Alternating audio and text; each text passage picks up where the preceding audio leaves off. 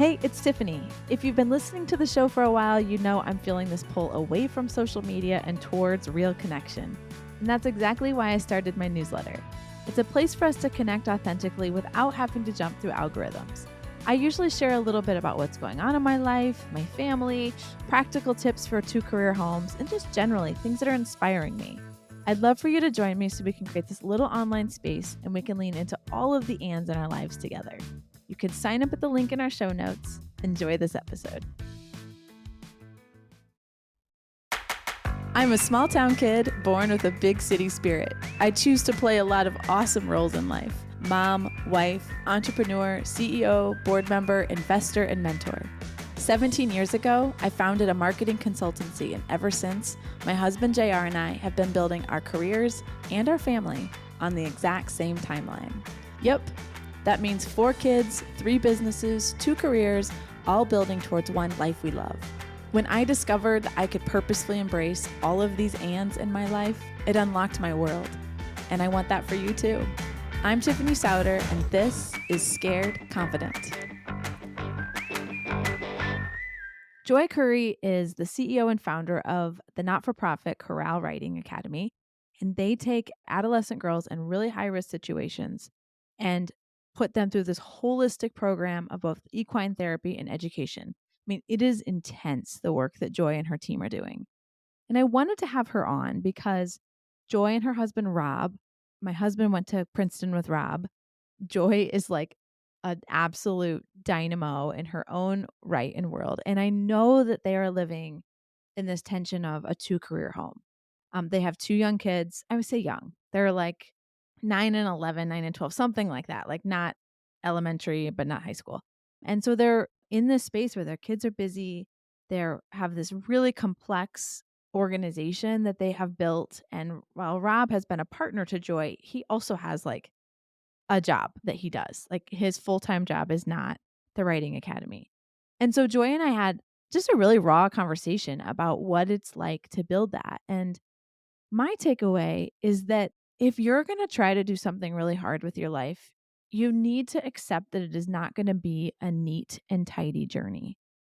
And you're going to hear in our conversation, there's places where Joy is like stuck, kind of at a Y in the road. Maybe not stuck, but at a Y in the road where she's saying, what is the right decision for the future? I have these goals that I'm trying to hold perfectly in balance. The goal of, building corral, of saying yes to every opportunity that comes with that, of expanding the impact of that organization, and also wanting to say yes to her family in a way that really is aligned with her values. And how do you say yes to those things at the exact same rate, at the exact same time, in the exact same level of excellence? And it's impossible to do that without there being moments of conflict and friction and tension. And Joy is kind of in one of those. And so this is not a conversation that necessarily ends with all this beautiful resolution, but I hope it's encouraging as you are on your own pursuit of a life of that those moments, if you're there and you're like, I don't know perfectly what to do, I'm not filled with all of the confidence that I want to have, that doesn't mean that you're on the wrong journey. That's an that's a perfect ingredient in my experience to what it means to pursue passionately a life of and Joy is definitely on a journey of that. The impact of her life and her talents is seemingly limitless. It's incredible. But the truth is we're all human and we get tired and we find our limits, and we need to figure out this balance between work and rest. So listen into my conversation with Joy Currey. Let's start with talking about who is Joy Currey and what is CORRAL, what you do. Okay. Let's start with that. CORRAL is a nonprofit organization that exists to provide a bright future for young women in our community, young women who've experienced trauma, abuse, neglect, and have the odds stacked against them in a number of ways. And so we do this through this very cool niche of services where we provide equine assisted psychotherapy. So they're getting a highly therapeutic environment, and we're combining that with a rigorous college preparatory environment. And so young women come to our farm and they're with us year over year, all through their middle and high school years. And they're with us every week, through the entire school year. like 17 hours a week. So it's a very intensive, very holistic program. And the concept is that we walk with young people all through their middle and high school years. And so I founded Corral and created this very sort of unique program 14 years ago. And I did so because of my professional background and the experiences that I had. But more than that, it was really a calling. So I grew up in this community. I grew up around horses. Horses were very important to me as a teenager. My horse was what was my best friend during some, lonely times. And so I understood that connection of a young woman and her horse. Horses continued to be a part of my life as I went and taught after my undergrad. I went to teach in Philadelphia through Teach for America. And I actually, as a first-year teacher, bought a horse, which financially is very unwise. But it was such a part of who I was, and I felt like it was such an important emotional outlet for me when I was teaching in inner city schools and when I had the pressures of that environment and I was trying to create change. It was my therapy. And I often thought when I was going to school in the morning and then I was driving out to this beautiful farm in the afternoon, what if my kids could have this? How different would their lives be if it was this instead of, walking the streets of Kensington after school, which is the opioid capital of our country.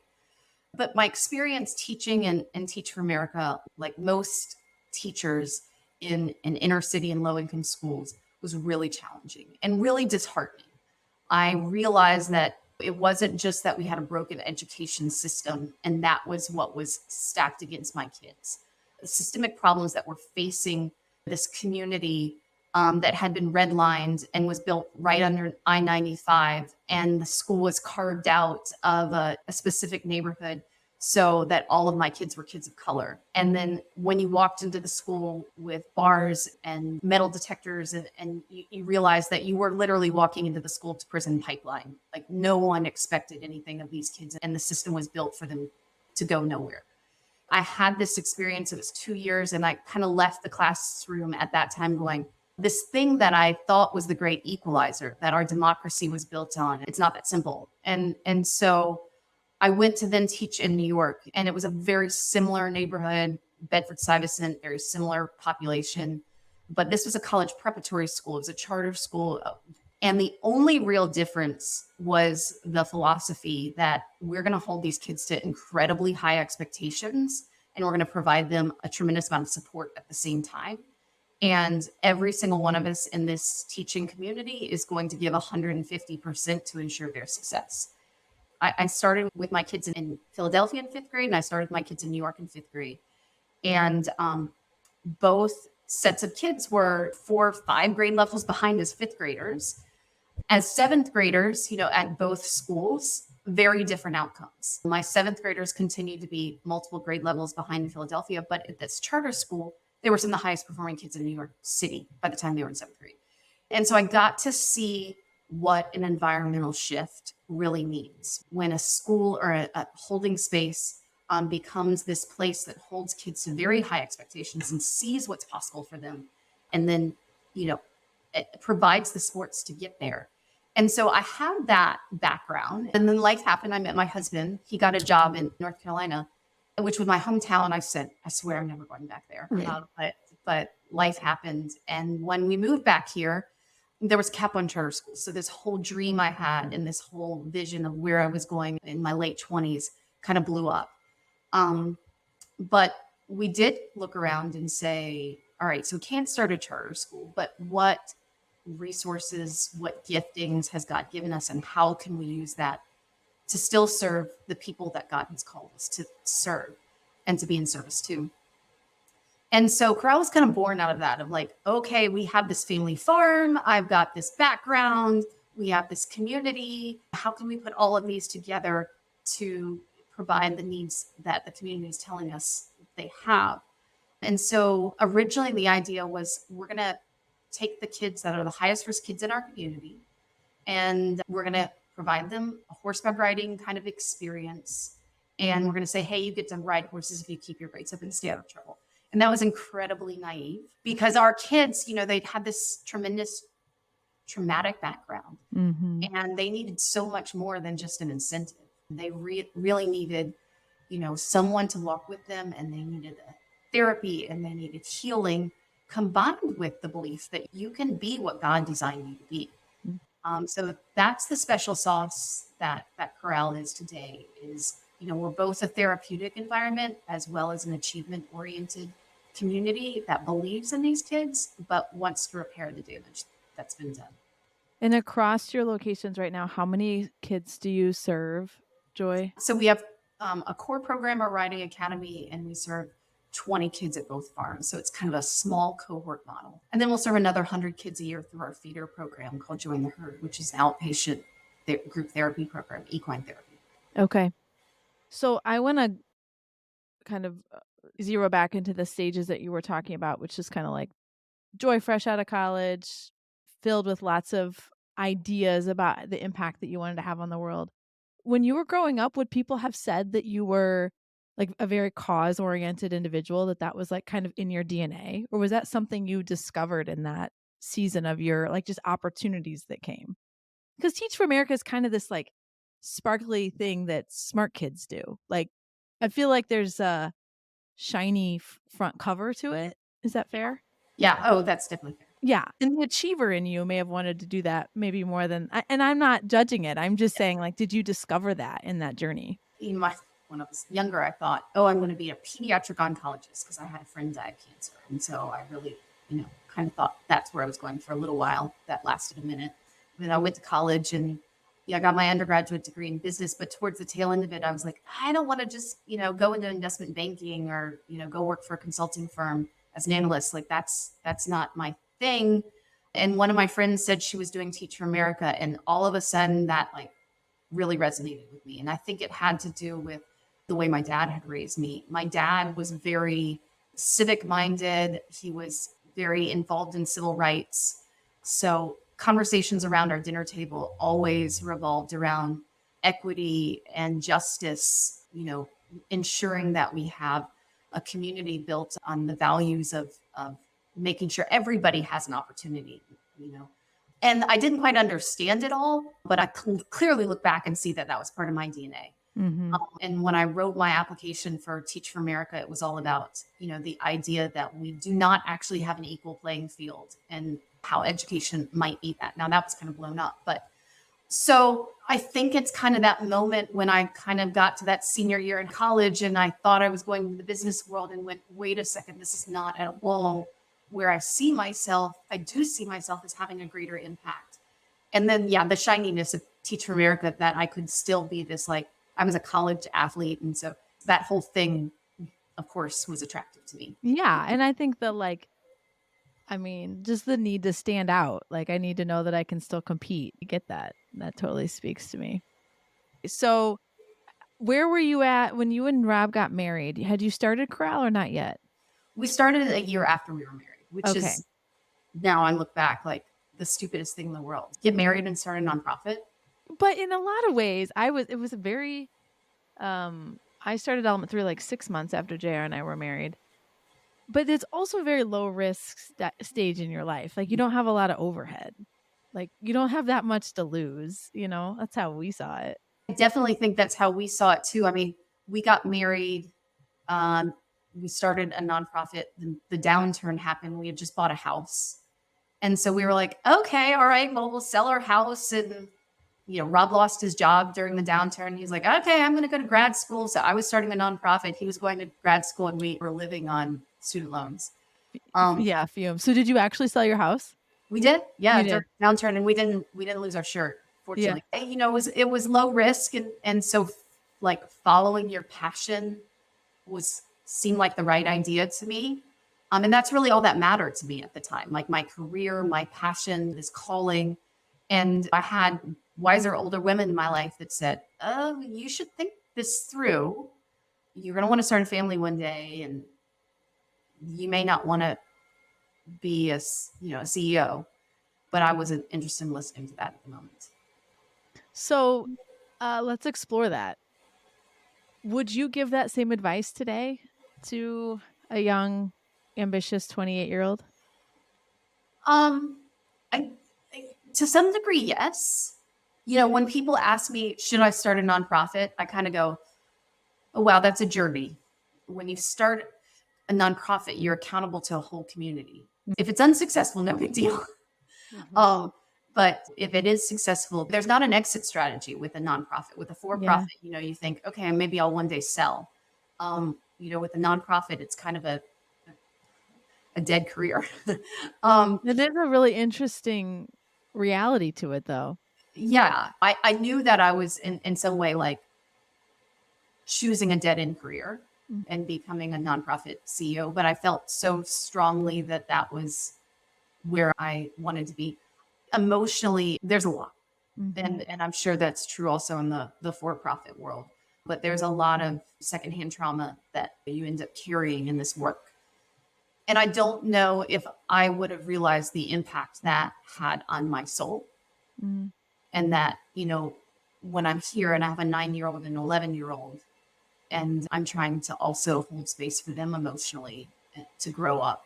And would I have the emotional capacity for both? Mhm. I think is one of the key questions I'm asking myself daily right now. So I wouldn't necessarily say what the women said to me, which is that's the dumbest idea. Don't do it, because there's a lot of benefit I also get out of it. My kids do get to see that I have a passion and it's not them, and they get to see the good and the bad of working with the community that I work with and running a nonprofit. So I think there's a lot of benefit from me and my family for where I am, but I just wish I understood the price that I would pay 15 years later. We never know what it really is when we're saying yes to it, or we wouldn't nothing would be started. I mean, everything is so much more complex than your mind can even comprehend as true, and it's part of how we experience and find our own, like, resiliency and creativity, I think, is when it's like, "This feels completely impossible," which probably in a lot of ways continues to, I don't know, inspire those people around you, but it's hard to be patient one in the experience that you're building because you're at the tip of the spear on everything, and it starts to hurt sometimes. There's a lot of emotional baggage that goes along with it. So, let's talk a little bit about, I mean, your husband also has a career that's taken different turns and twists. So where is he at right now? And let's talk a little bit about, and do you guys homeschool too? Did I make that up? We do. Yeah, I thought you homeschooled too, casually. So I wanna ask, how do you physically fit the homeschooling into time? In the morning. So I wake up first thing in the morning over my coffee and I plan my kids' day for their academic day. Check work, look at the assignments that they need to redo or revise, and create kind of like, okay, here's the next step in the curriculum or whatever. And then set up kind of a checklist for them of these are the academic things I need you to accomplish today. They wake up, they make their breakfast, and then what lessons I do need to teach, I teach kind of first thing in the morning. And then they work more or less independently the rest of the day, checking in with Rob or I. The farm is literally behind our house. And so I am no more than 100 yards away, even when I do go into the office. My mom is another 100 yards away because she lives on the other side of the farm. And then Rob is here in the house, and so they have a lot of people that they can go to get their needs and questions met. Basically, from 9 to 11, I'm like checking email and I'm responsive to my team, but I'm not sitting down at my computer and producing any work, which works for us because we're an after school program. Mhm. So, our operations go all the way to 7 o'clock every night and we have Saturday. So, yeah, that's kind of how it happens. It really does require my kids to develop a lot of independence, and that's a skill we're constantly learning. So what moved you and Rob to make that decision for your family? I mean, it's multifaceted because we are both career people. I think a piece of it was how do we make our kids' lives fit into our lives instead of us changing our life to fit our kids' lives. Mhm. So if they were in school all day and we work a lot, when would we be a parent? Mhm. So this allows us to kind of flex to the kids to meet our schedule. I'm an educator. I started out that way. I love teaching. I laugh because I, of course, do a lot, but I say I'm really only good at one thing, and that's teaching horseback riding and teaching math. So maybe I'm good at two things. But I like sharing that gift of learning with my kids. I just get on fire about seeing them learn math and history in particular. Because I'm an educator, I have some pretty high expectations of what an educational environment should look like. And it's a combination of who they would learn with and from, as well as what they're learning. And I struggle to find what that would be in our community because we kind of have like a private school community that's very exclusive, and then a public school community that doesn't necessarily have an emotionally safe environment, or the kind of curriculum I would want my kids learning in. And there's not a whole lot in between, and that's Mhm. what meet our family's values. Oh, I mean, I think my kids were in kindergarten when the first school shooting happened, and that really impacted me greatly about creating safe environments for children. Mhm. And that's impacts Corral too, about how do we create a safe space where kids can thrive. It's so hard to know what to do. I've got 2 in middle school, and figuring out the mechanisms that I put in place to understand what it is that they're learning and getting exposed to and all that is very difficult. It's also very difficult to teach them at home. I have to imagine it's difficult for it to, like, weave together a social environment for them too that isn't just your family. Like, that would be really hard. It is very hard. And you have to pick your path.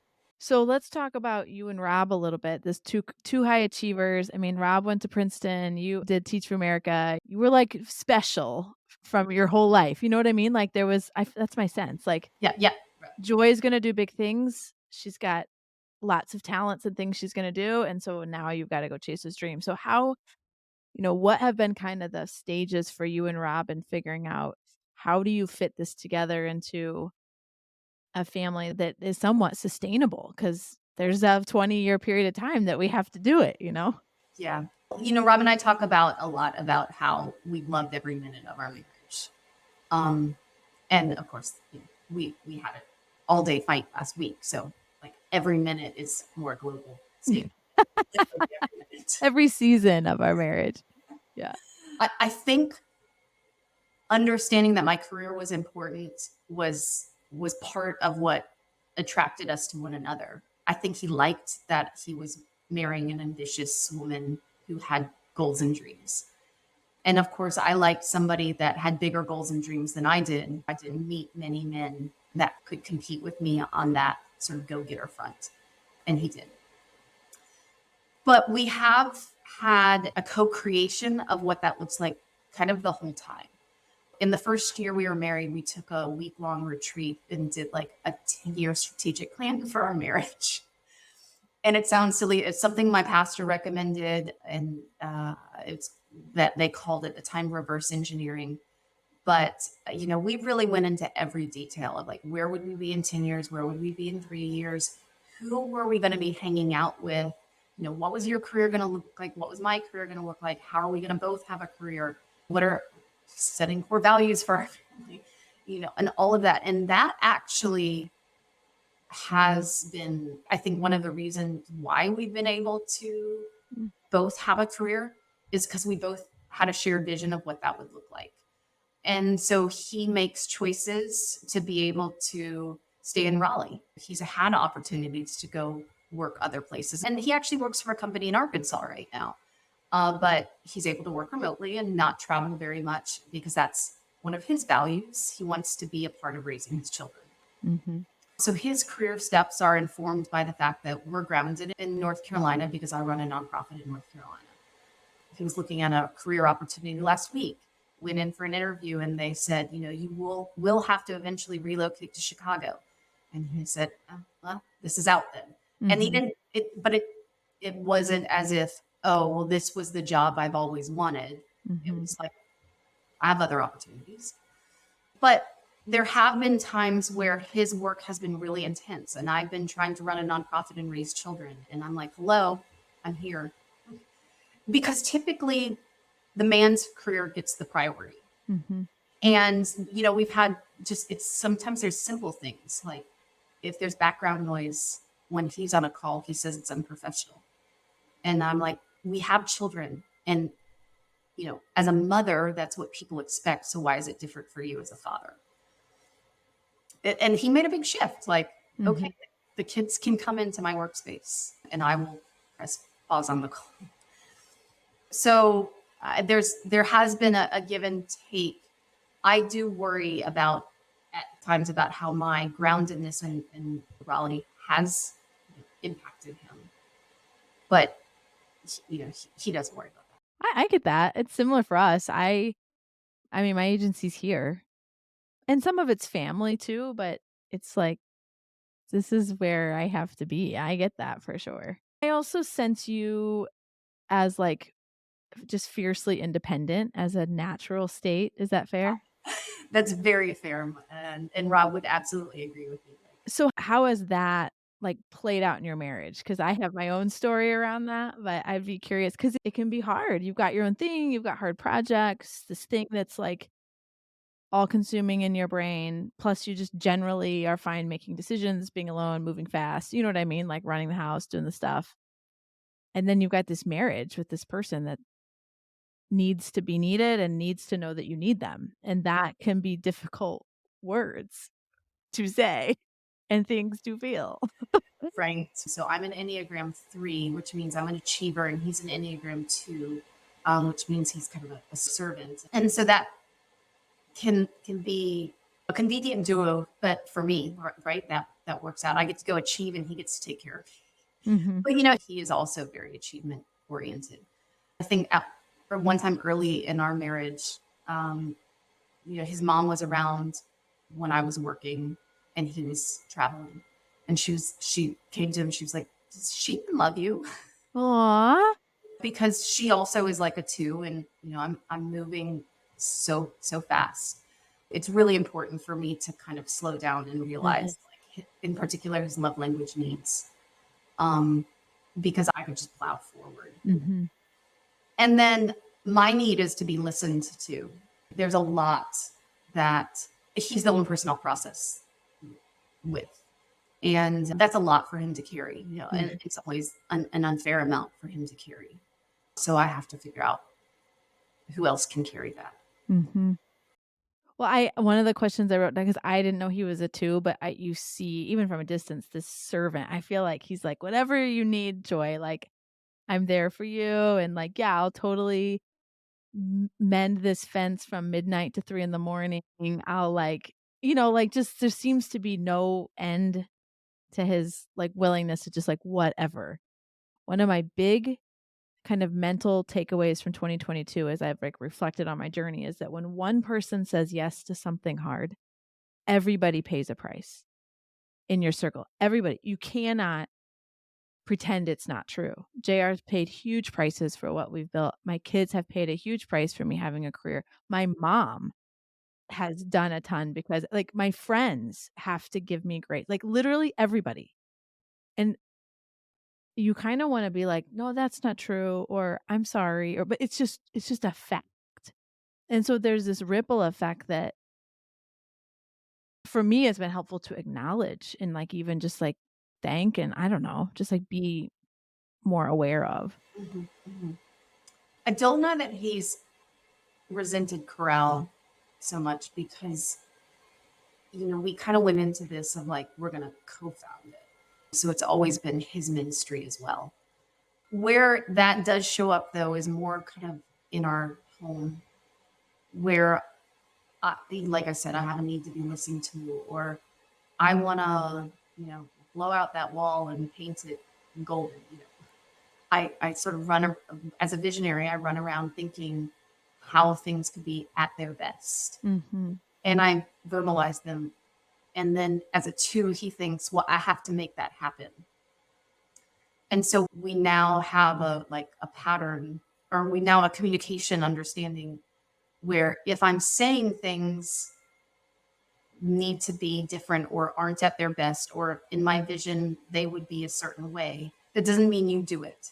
Mhm.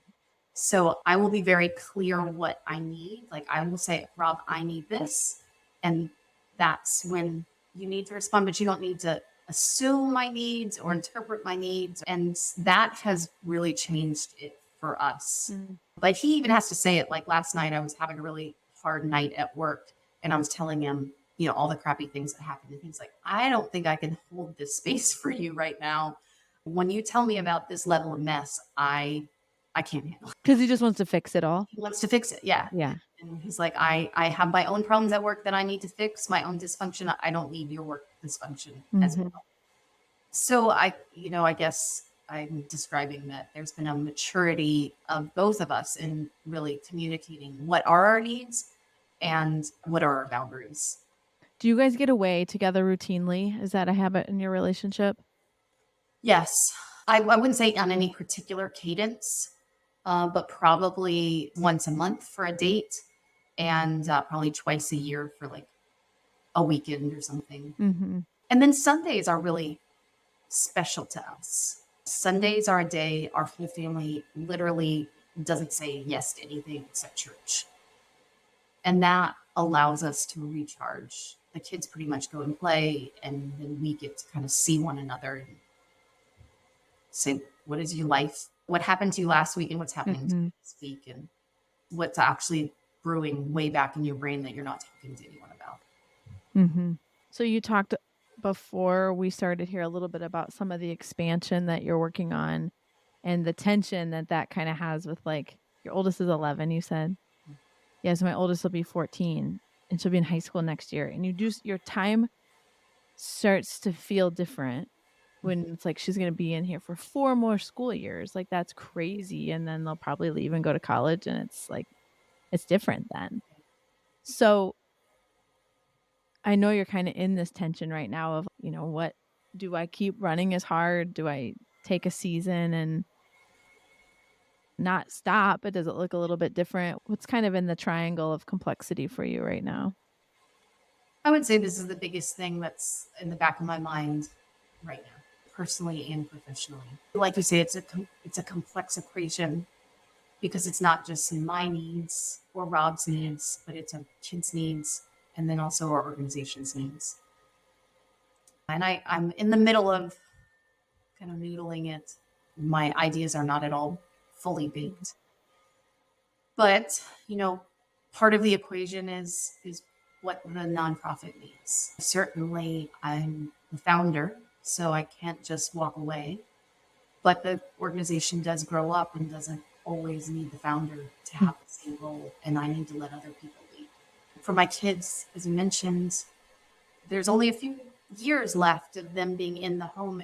And like even when they get to high school, it's not that they don't need you as much. It's just they're starting to develop their own lives. But because I'm, a creator, a visionary, an entrepreneur, I worry about if I kind of focus entirely on my family. Let's say I stepped out for a season, that's a lot of creative energy for one family. And like, in some ways, it's healthy for me to have Corral as a place for my creativity and my vision. And so, even if I didn't, if that's not, it's not the right season for that now. Like, what will it be like when they're older, and I and they have their own lives? I don't want to stop everything in my life so that I don't have something, for me and for my career later on. I think the biggest dream I'm really struggling with is long before I had kids, long before I met Rob, I imagined living abroad with my kids when they were in middle school. I had this idea that I would live abroad and I would homeschool my kids for a year. And I'm struggling to see how that dream is going to happen. And I'm struggling with like, okay, am I going to let that dream die?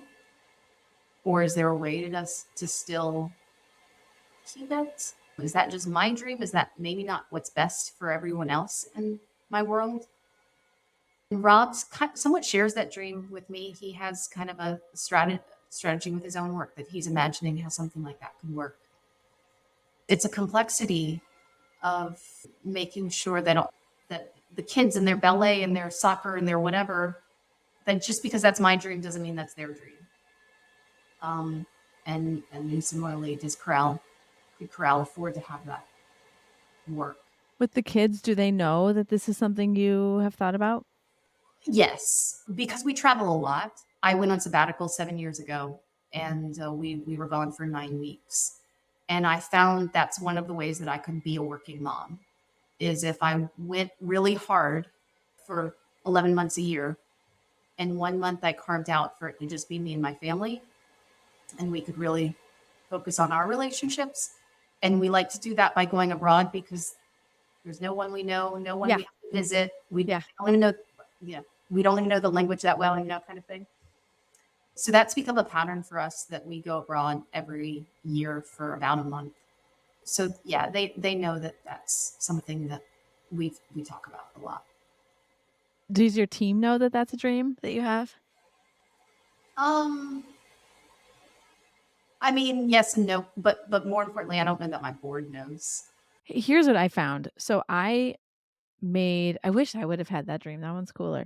But mine was when my kids were in middle school, I worked my face off when they were little and I had a nanny at home. And when they were sick, I just left and somebody else took them to the doctor. And when there was a day off school, like, I wasn't home. They still came. I was there on the weekends, but I left in the morning. I came home at the end of the day and everything that had to happen in between, somebody else did for a lot of years. And I told myself, my young self with my young mom, with my young kids, I was like, I'm going to do this now when they're in middle school, which felt like a long ways away.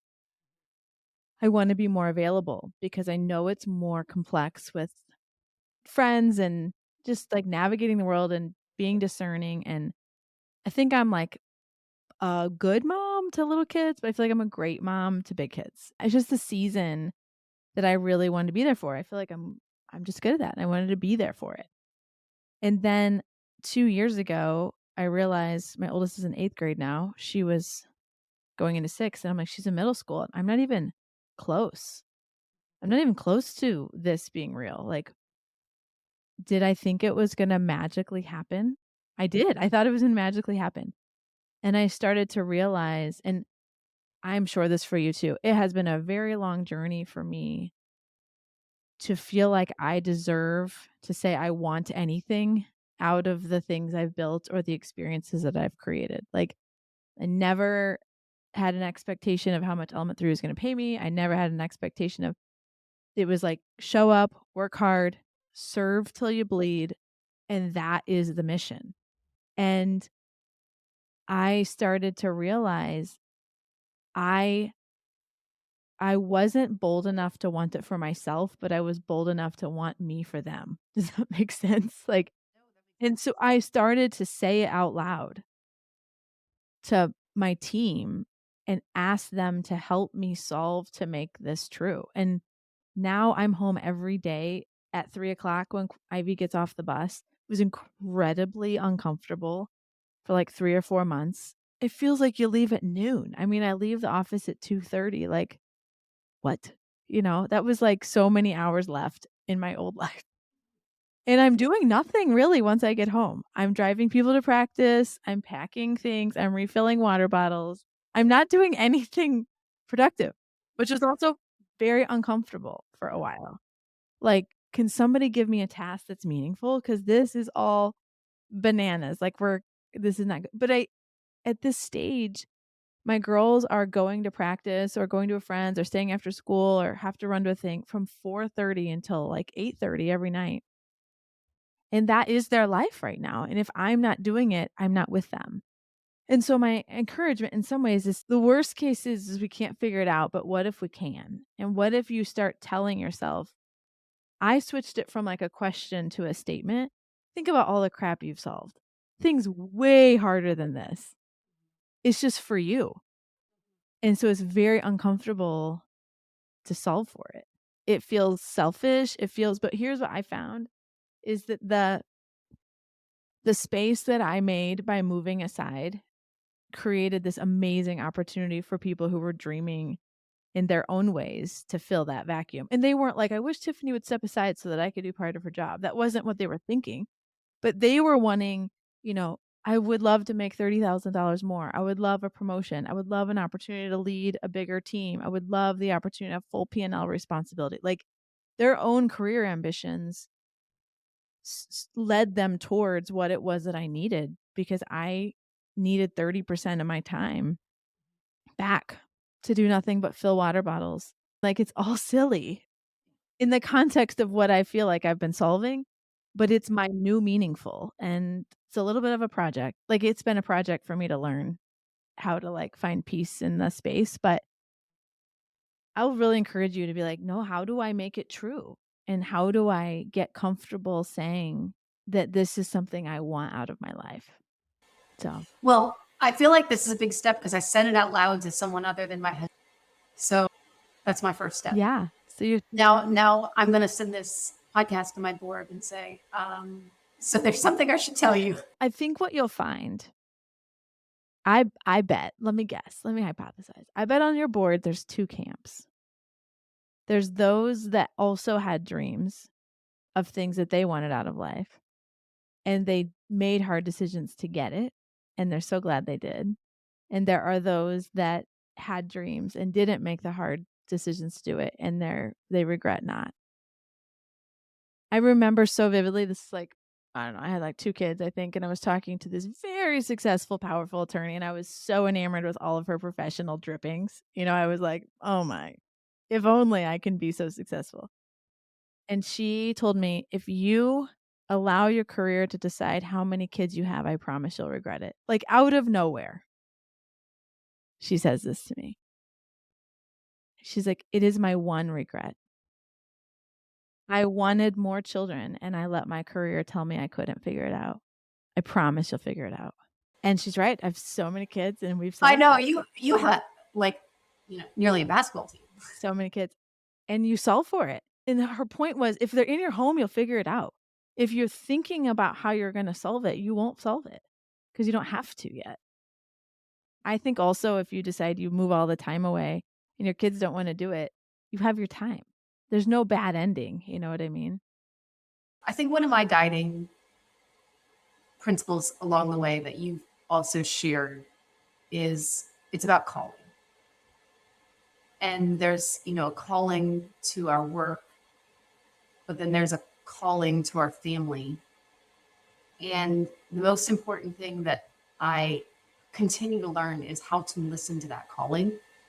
And when we're talking about the eating this dream, one of the things that God's been saying to me is this is when I keep talking about these dreams that are not your career, that's also part of what I'm calling you into.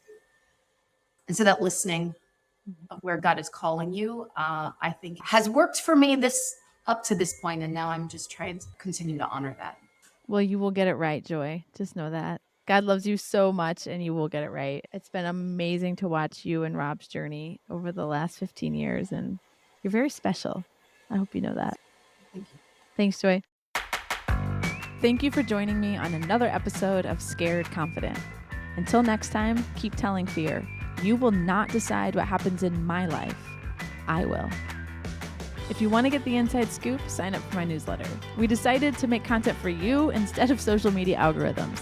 The link is waiting for you in show notes, or you can head over to tiffanysauter.com. Thanks for listening in.